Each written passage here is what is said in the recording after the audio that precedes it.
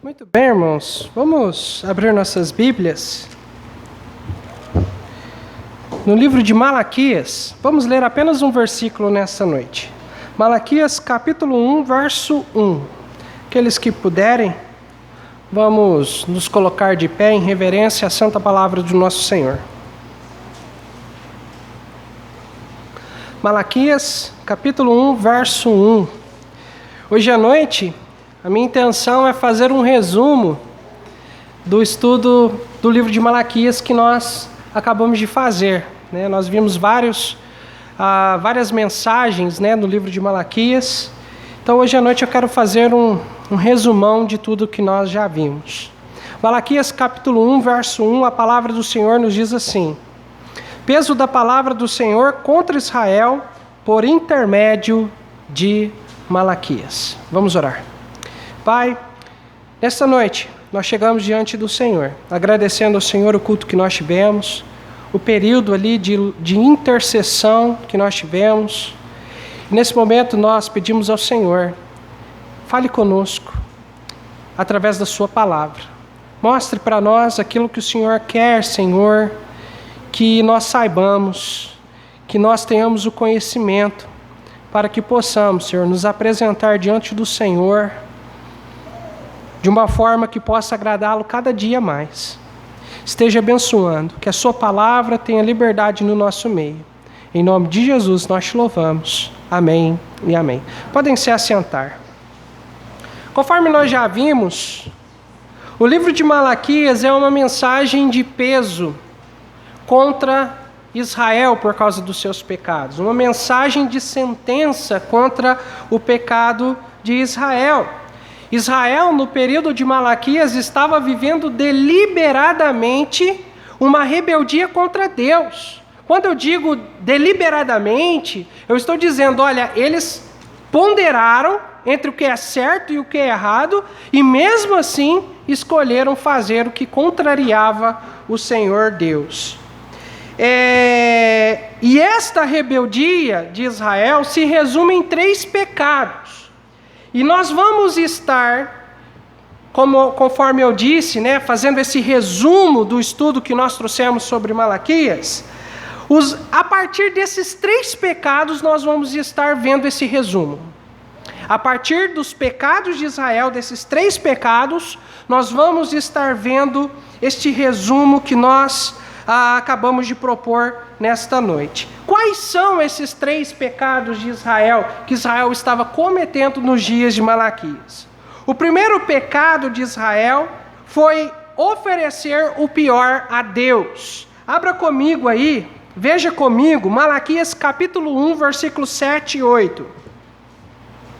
Malaquias capítulo 1, versos 7 e 8. A Bíblia diz assim: ofereceis sobre o meu altar pão imundo e dizeis: em que te havemos profanado? Nisto que dizeis, a mesa do Senhor é desprezível. Porque quando ofereceis animal cego para o sacrifício, isso não é mal? E quando ofereceis o coxo ou o enfermo, isso não é mal? Ora, apresenta-o ao teu governador. Porventura terá ele agrado de ti? Ou aceitará ele a tua pessoa, diz o Senhor dos exércitos. O que estava se passando aqui no capítulo 1 de Malaquias? Malaquias está abordando o pecado que os sacerdotes estavam cometendo em Israel. Eles estavam profanando o culto ao Senhor. E de que forma eles estavam fazendo isso? De que forma eles estavam profanando o culto ao Senhor?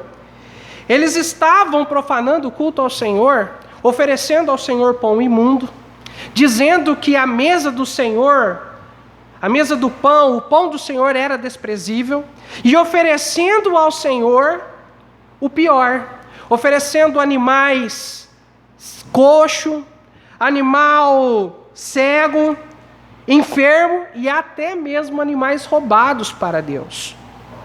O sacrifício, irmãos, de acordo com a lei do Senhor, tinha que ser perfeito. Abra comigo a sua Bíblia em Levítico, no livro de Levítico, capítulo 22, versículo 18 a 20. Levítico 22, 18 a 20. A Bíblia diz assim: fala a Arão e a seus filhos, e a todos os filhos de Israel, e diz-lhe: qualquer que da casa de Israel, ou dos estrangeiros em Israel, oferecer a sua oferta, quer dos seus votos, quer das suas ofertas voluntárias, que oferecem ao Senhor em holocausto, segundo a sua vontade, oferecerá macho sem defeito, ou dos bois, ou dos cordeiros, ou das cabras. Nenhuma coisa que haja defeito oferecereis, porque não seria aceita em vosso favor. Então, os sacerdotes, de acordo com a lei de Deus, deveriam oferecer o seu melhor, o melhor dos animais, o melhor do seu rebanho. Mas os sacerdotes estavam profanando a lei de Deus, profanando o culto ao Senhor, oferecendo o pior para Deus. Irmãos, nós, crentes do Senhor Jesus, do período da dispensação da graça, nós não precisamos mais oferecer sacrifícios de animais, porque de acordo com Hebreus, os sacrifícios eram apenas figuras do sacrifício do Senhor Jesus Cristo. E quando o Senhor Jesus, ele morreu e ressuscitou, ou seja, realizou o sacrifício perfeito, após o Senhor Jesus, toda a lei que se referia ao sacrifício, ao cerimonialismo dos sacrifícios, foi abolido. Não necessita mais de fazer sacrifícios. Quando o Senhor Jesus Cristo morreu, lá no templo em Israel, em Jerusalém, o véu que separava o lugar santo dos santos, o que aconteceu com ele? Se rasgou de alto a baixo, mostrando que agora nós temos livre acesso a Deus. Não precisa mais de sacrifícios para ser feitos diante do Senhor ali como era feito, porque o sacrifício perfeito foi realizado em Cristo Jesus. Nós não precisamos mais oferecer sacrifícios de animais, mas há outros tipos de sacrifícios que nós precisamos oferecer. O apóstolo Pedro, lá em 1 Pedro, capítulo 2, verso 5, ele fala que nós, como igreja, como salvos no Senhor Jesus, nós precisamos oferecer sacrifícios espirituais. O apóstolo Paulo, lá em Romanos, capítulo 12, verso 2, fala que nós precisamos oferecer ao Senhor sacrifício vivo, sacrifício santo e um sacrifício agradável a Deus, que é o vosso culto racional. Irmãos, tudo que nós oferecemos a Deus, que engrandece o seu santo nome, é um sacrifício que nós oferecemos ao Senhor. Nós estamos aqui nesta noite, você cantou louvores ao Senhor, você ofereceu sacrifícios espirituais a Deus, até mesmo, talvez, por causa do trabalho, a correria, o horário que você chegou, você teve que fazer um sacrifício de correr, de se organizar tudo rápido e vir para a igreja para cultuar o Senhor. São sacrifícios de louvor.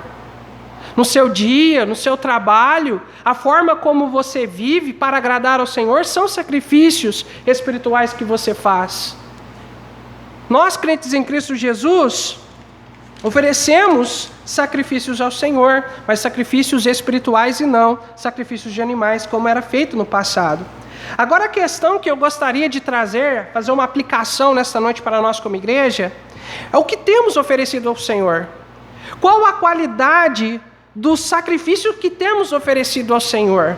Isso é importante nós pensarmos, irmãos, porque ou nós temos oferecido ao Senhor o nosso melhor, ou nós estamos oferecendo o pior para Deus.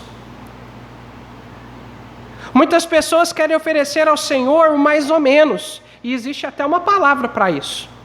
Quando alguém quer oferecer o mais ou menos, chama mediocridade. Tem muito crente que é medíocre, irmão Maurício, porque quer oferecer ao Senhor o mais ou menos.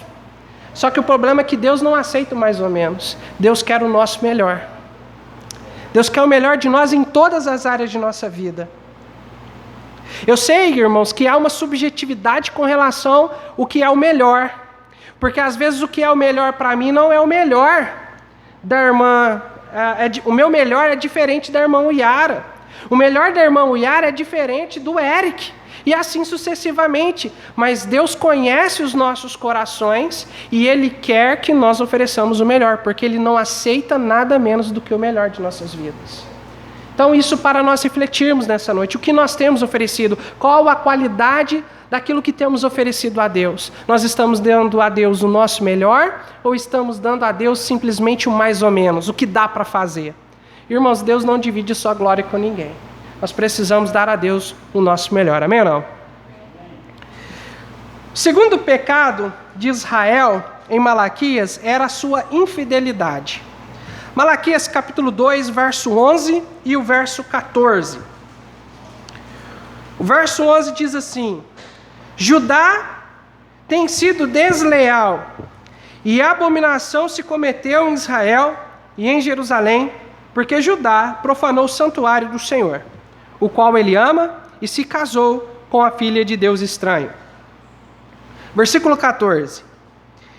E dizeis, por quê? Porque o Senhor foi testemunha entre ti e a mulher da tua mocidade, com a qual tu foste desleal, sendo ela a tua companheira e a mulher da sua aliança. Irmãos, Israel estava sendo infiel ao Senhor e infiel à mulher da sua mocidade, a mulher que ele fez votos diante do Senhor em compromisso de matrimônio.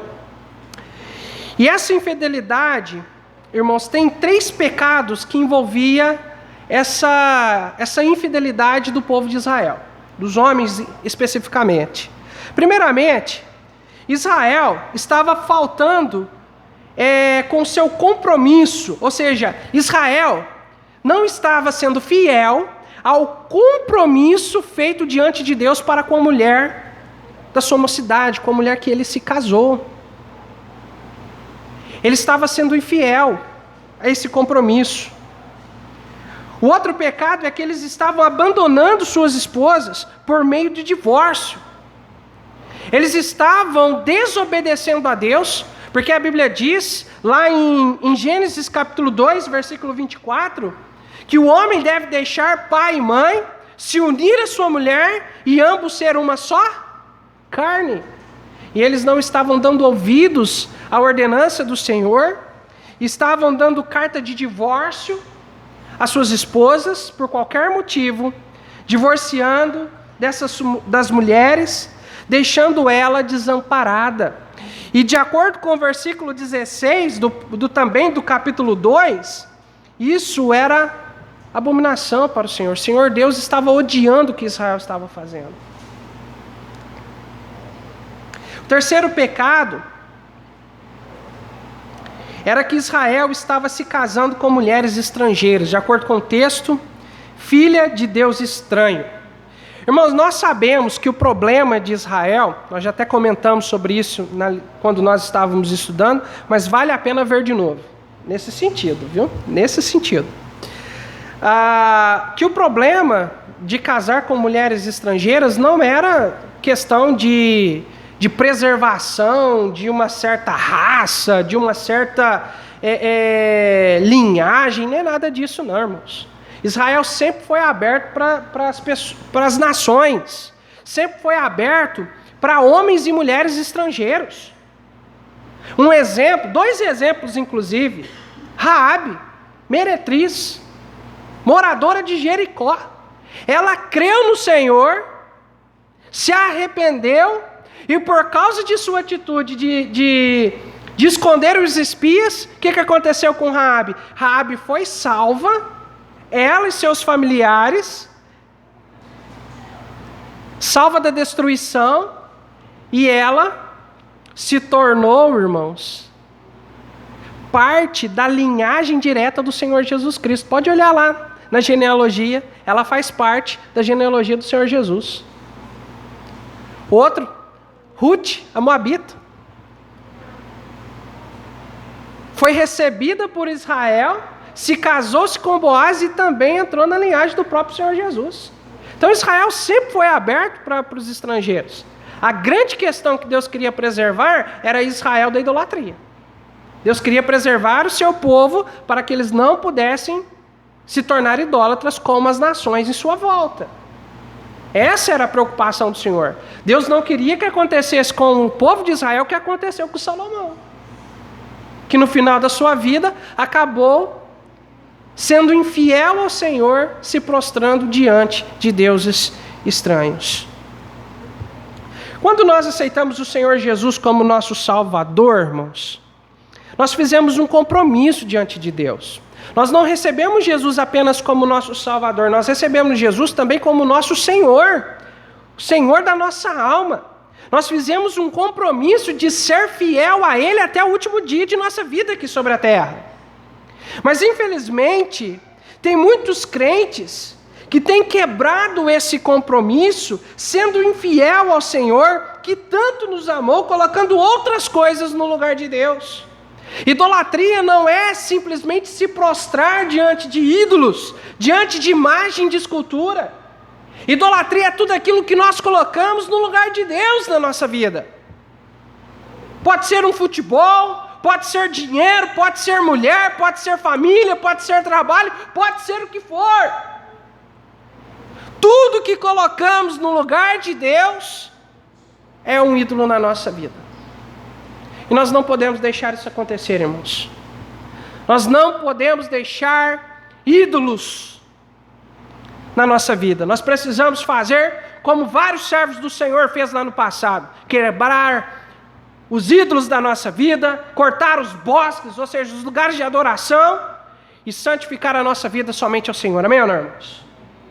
Cristo tem que ser a prioridade das nossas vidas. O Senhor Deus, conforme eu disse, não divide a sua glória com ninguém. Ele quer ser o primeiro nas nossas vidas. Irmãos, não tem como nós dividirmos vida espiritual de vida secular. Todo o tempo nós estamos vivendo pela fé. Amém, irmãos? O crente justo pela graça de Deus, ele anda pela fé. Não tem como nós desligarmos a nossa vida espiritual da vida física aqui. E eu vou além. O crente, ele vive espiritualmente. Ele tem que andar com os olhos da fé. Todas as decisões que nós tomamos, tudo que fazemos aqui, neste mundo, precisa ser para honrar e glorificar ao nosso Senhor. Amém, irmãos? Precisa ser para glorificar o seu santo e bendito nome. Deus quer que sejamos fiéis a Ele, concedendo a Ele toda a honra, toda a glória e todo o louvor por meio de nossas vidas. Ele quer que nós sejamos compromissados com Deus. Irmãos, essa geração, uma marca registrada dessa geração é a falta de compromisso. As pessoas não querem assumir um compromisso diante de Deus e diante de ninguém. Nós estamos vivendo um período onde o casamento hoje está sendo feito de contrato, irmão Yara. Porque homens nem mulheres querem assumir compromissos. Quanto mais um compromisso com Deus. Preferem ficar ali assistindo o YouTube, preferem vir à igreja, sentar ali, assistir o culto, mas não querem se membrar na igreja, não querem pertencer a um corpo, porque não querem ter compromisso com nada nem ninguém. Mas o crente em Cristo Jesus, o verdadeiro salvo, ele é compromissado com as coisas de Deus. Amém, irmãos? Nós somos compromissados com a obra de Deus e com o próprio Deus. Deus quer que nós sejamos fiéis a Ele, não abandonando essa doutrina, não se desviando nem para a direita e nem para a esquerda, mas ficando fiel na palavra de Deus, firme na sã doutrina, nos princípios que foram estabelecidos pelo Senhor em sua palavra. E Ele quer que nós sejamos fiéis a Ele, não permitindo que ídolos entrem em nossas vidas. O terceiro pecado de Israel, terceiro e último lugar, irmãos. O terceiro pecado de Israel era não trazer o que era devido ao Senhor. Vamos lá em Malaquias capítulo 3, verso 7. Vamos ler o verso 7 e o verso 8. Malaquias 3, 7 diz assim: Desde os dias dos vossos pais vos desviaste dos meus estatutos e não os guardastes. Tornai-vos para mim, e eu me tornarei para vós, diz o Senhor dos Exércitos. Mas vós dizeis, em que havemos de tornar? Roubará o homem a Deus? Todavia vós me roubais e dizeis, em que te roubamos? Nos dízimos e nas ofertas. Irmãos, neste ponto, o pecado de Israel era que por eles estarem com seu coração longe de Deus, no versículo 7, fala assim, olha, desde o dia dos vossos pais vos desviaste dos meus estatutos. Ou seja, Israel estava com o coração longe de Deus. E por eles estarem com o coração longe de Deus, eles não estavam trazendo ao Senhor o que lhe era devido. No caso aqui, era que eles não estavam trazendo ao Senhor seus dízimos e suas ofertas. Irmãos, eu não quero, nesse sentido, pregar especificamente sobre dízimo e oferta aqui. Mas eu quero falar tudo aquilo que é devido a Deus. Nosso louvor, nossa adoração, nossa atenção, os dízimos e as ofertas, nosso compromisso diante de Deus, tudo aquilo que envolve algo que pertence ao Senhor, que nós devemos dar a Ele, até mesmo as nossas próprias vidas. Amém ou não, irmãos? Irmãos, quando nós, crentes no Senhor Jesus, não trazemos, no caso, aqui o exemplo, aproveitando-se do exemplo do texto, não trazemos dízimos e ofertas, não damos ao Senhor o que lhe é devido, o problema não é financeiro. Tem gente que dá muita desculpa. Ah, pastor, eu não dou dízimo porque eu estou passando por um problema de finanças. Ah, pastor, eu estou devendo demais, agora eu preciso fazer um remanejamento. Irmãos, não é problema financeiro. Exemplo, prova é a viúva que deu a oferta ao Senhor. Lá em Lá em Marcos, capítulo 12, versículo 41 e 44, o texto ali, parece que o Senhor Jesus estava ali do lado do gasofilácio, nós temos gasofilácio aqui, né? E ali de braço cruzado ali, olhando, né? Todo mundo trazendo. Aí veio os ricos, né? As pessoas que estavam ali, os fariseus, os escribas, as pessoas da nobreza de Israel vinham traziam o que sobrava das suas riquezas. Depositava lá no altar, depositava lá no gasofilácio. Mas de repente chegou uma viúva, pobre, e depositou 2 moedinhas que valia meio centavo cada um. O Senhor Jesus falou, discípulos, vem cá. Está vendo essa senhora aí? Está saindo ali, ó. Então, todo mundo que está trazendo aqui, ó, você viu que trouxeram riquezas e mais riquezas. Então, eles trouxeram o que está sobrando. Agora, essa senhora aí, ela deu tudo que tinha. Ela deu mais que todos eles. Porque o que ela tinha era aquilo ali. O que ela deu para o Senhor, o que ela tinha. Irmãos, aquele texto prova muito claro para nós. Não é problema financeiro que faz o crente reter o que pertence a Deus. É um problema no coração. Significa que em algum momento das nossas vidas, em algum momento nós saímos da vontade de Deus. Cristo deixou de ser o foco das nossas vidas. Outra coisa tomou o lugar do Senhor. Tomou a prioridade que era de Deus. Então o problema é espiritual, não é financeiro. O crente que ama ao Senhor e que tem Cristo assentado no trono do seu coração, dá ao Senhor o que lhe é devido. A questão que precisamos trazer nessa noite para nós refletirmos é: Cristo é o Senhor dos nossos corações? Ele é a nossa prioridade? Nós estamos trazendo ao Senhor aquilo que lhe pertence ou estamos retendo? Isso nós precisamos refletir. De acordo com o próprio texto, reter o que é de Deus é roubar a Deus. E não estou dizendo no sentido de finanças, não. Eu estou dizendo tudo que pertence a Deus e você retém, você está roubando a Deus. Se Deus te deu o dom ou o talento de ser um instrumentista e você não toca para glorificar o Senhor, você está roubando de Deus. Se você não entrega a sua vida para Deus te usar como um vaso, você está roubando a Deus o que lhe pertence. Irmãos, nós precisamos consagrar as nossas vidas ao Senhor. Nossas vidas precisam ser entregues a Ele para que Ele nos use da maneira que Ele bem entender. Nós não podemos nos reter, nós não podemos negar a Deus o que lhe pertence, porque isso é pecar contra Deus. Israel estava deliberadamente em rebeldia contra Deus e contra os preceitos santos do nosso Senhor. A mensagem de Malaquias era uma mensagem de peso, uma mensagem de sentença contra o pecado de Israel. Mas, irmãos, a mensagem de Malaquias não era só uma mensagem de sentença, de peso. Malaquias não estava só descendo a ripa no pecado do povo de Israel. Não. Malaquias também estava trazendo uma mensagem de amor, uma mensagem de graça para Israel. Porque o amor de Deus não é como o amor das pessoas, como o amor deste mundo. O amor desse mundo é corrompido, mas o amor de Deus é perfeito. Amém, não, irmãos? O amor desse mundo se resume mais ou menos assim, olha. O filho vai lá, rouba, mata, é preso. Aí vai a mãe que ama seu filho, vai lá, paga, junta o dinheiro que não tem, vai lá pagar a fiança do filho, para o filho sair da cadeia. Porque ela ama seu filho. Mas o amor de Deus não é assim, irmãos. O amor de Deus está assim. Ele abençoa aqueles que lhe obedecem, mas aos rebeldes, ele traz justiça. Ele traz disciplina. Se você comete pecados, irmãos, infelizmente você vai pagar pelos seus pecados. Todo pecado tem consequência. Mas graças a Deus que Ele é fiel e justo, que nos perdoa quando confessamos a Ele. Amém, irmãos? Mas, irmãos, todo pecado tem consequência. Não adianta nós queremos pecar, queremos ser rebeldes contra o Senhor, contra a palavra de Deus,